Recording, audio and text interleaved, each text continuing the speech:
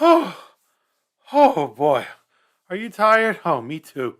I know. There's a lot of stuff in this chapter, introduction to stocks, but we want you to know it. You're the expert. You're the financial guru for your friends and family, and it's an important responsibility. So, in our last presentation here regarding introduction to stocks, we're going to discuss investment strategies. And again, I'll throw my bias up ahead of you, ahead. I'll tell you I'm a buy and hold kind of guy. So, so realize that there are other strategies out there, but buy and hold's the best in my humble opinion. Anyway, let's get started on slide 86. The buy and hold strategy says we're going to use fundamental analysis.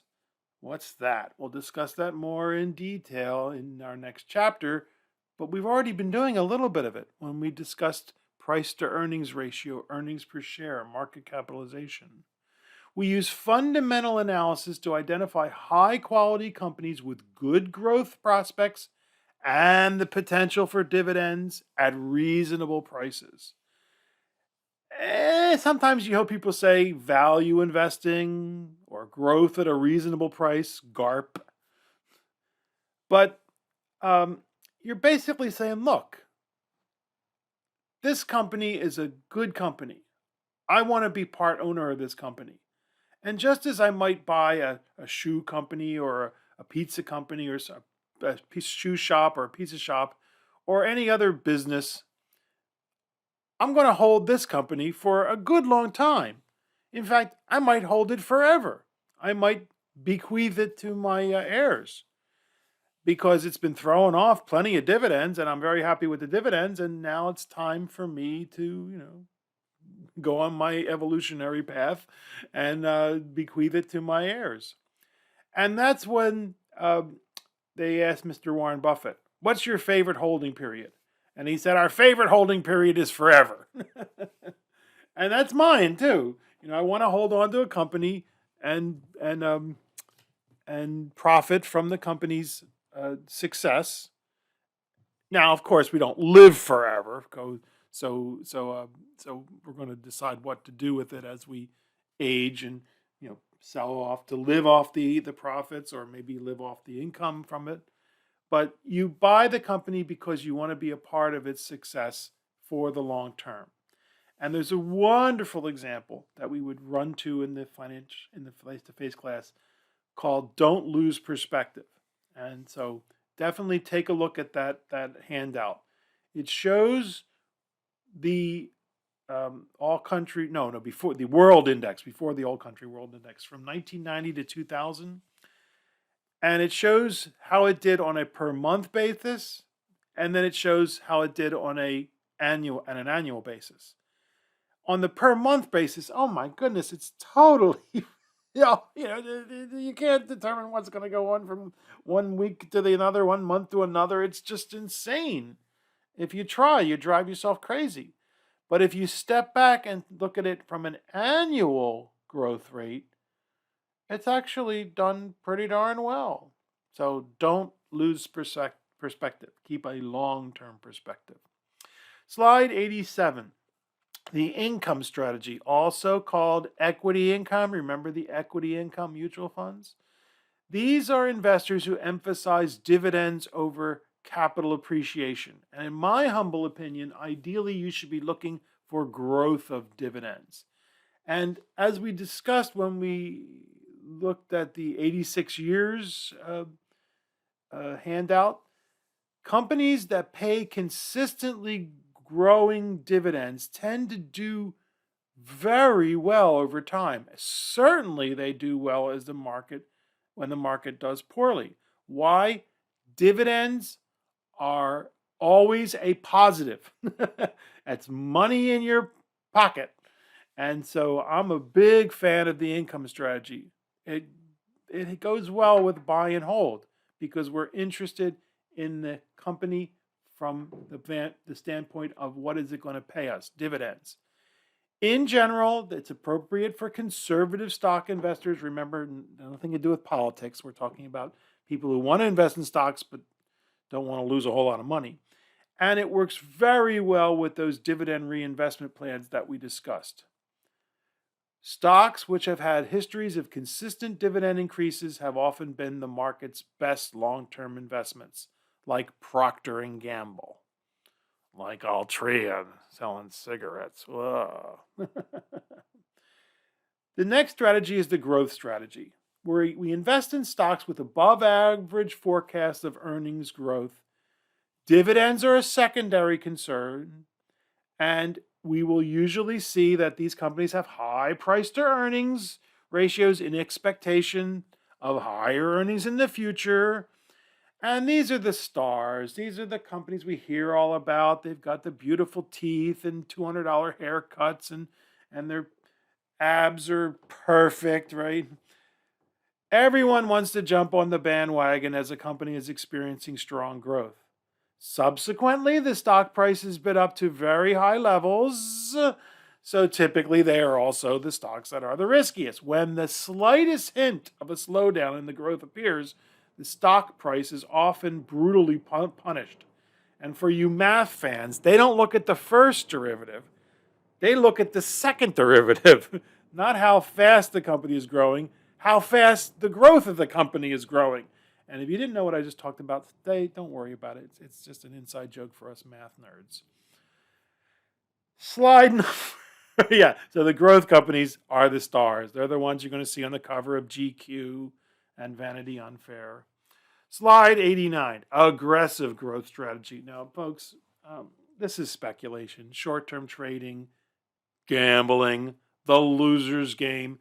The investor aggressively trades in and out of stocks in order to achieve eye-catching returns. Instead of waiting 3 to 5 years for a stock to move, an aggressive stock trader might go after the same investment return in 6 months to a year or less.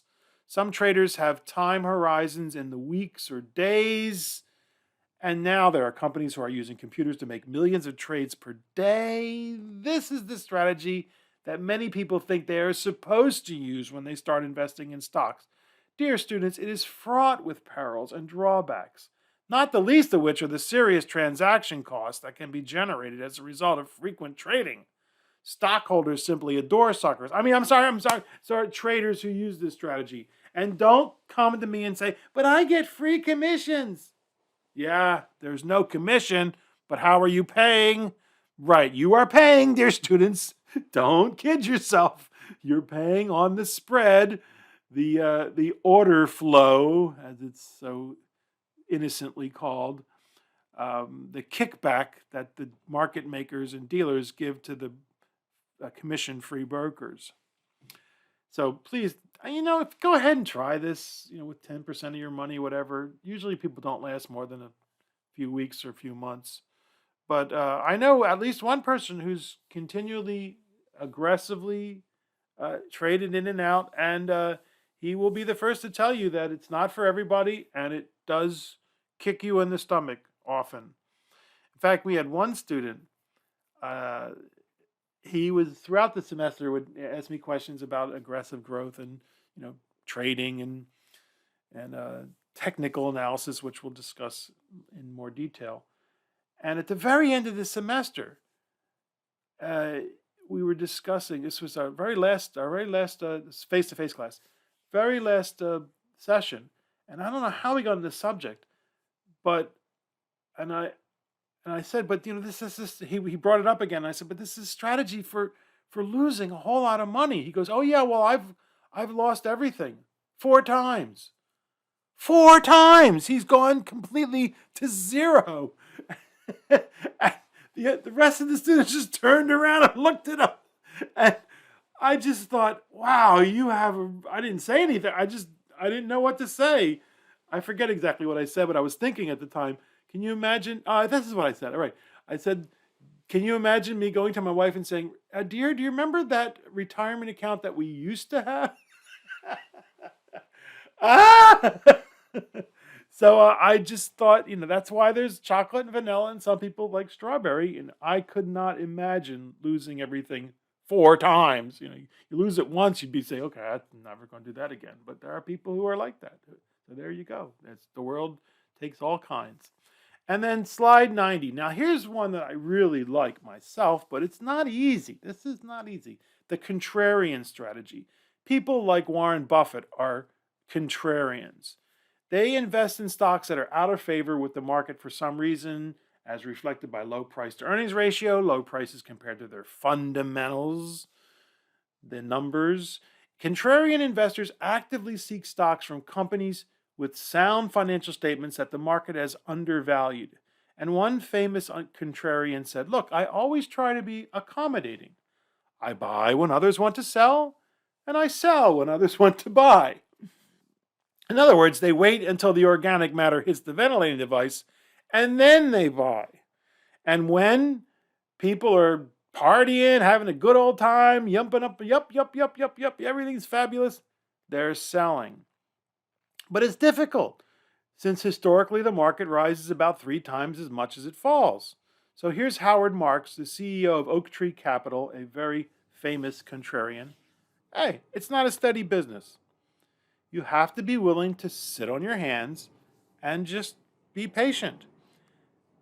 Mr. Warren Buffett did that throughout the 2000s. He eschewed stocks from 2003 or so up until 2007 and 8.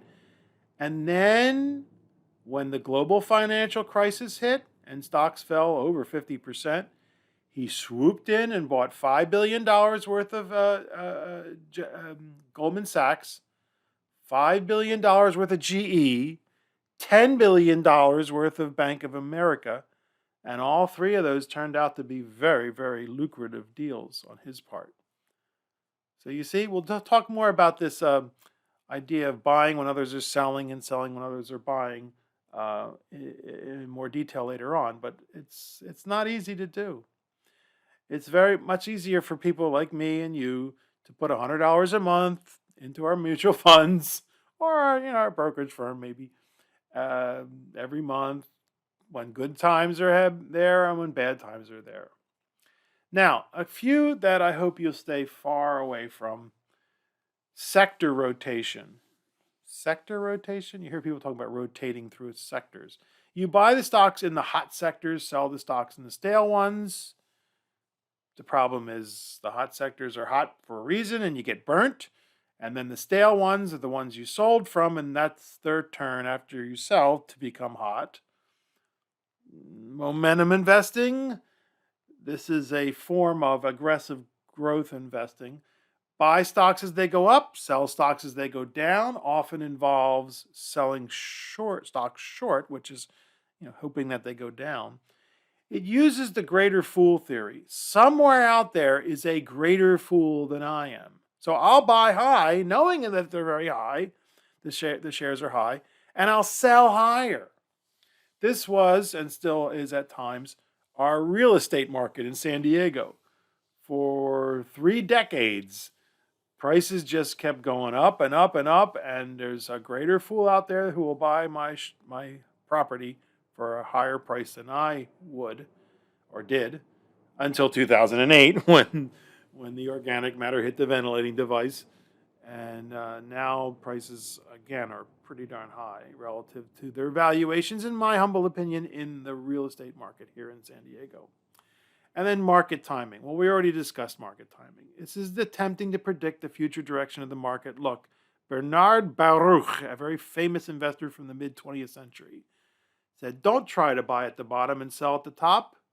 This can't be done except by liars. The same people who bought them. The fish was this big. Yeah, don't try to do it. You got to be right twice. You have to be right before the market falls, when to sell, and then you got to decide when the time to buy back in is. And don't expect that you will be, because there's an old saying, they don't ring a bell at the top, they don't ring a bell at the bottom of the market. You don't know when that's going to happen. Slide 92. So which strategy is your favorite? Which would you decide to try?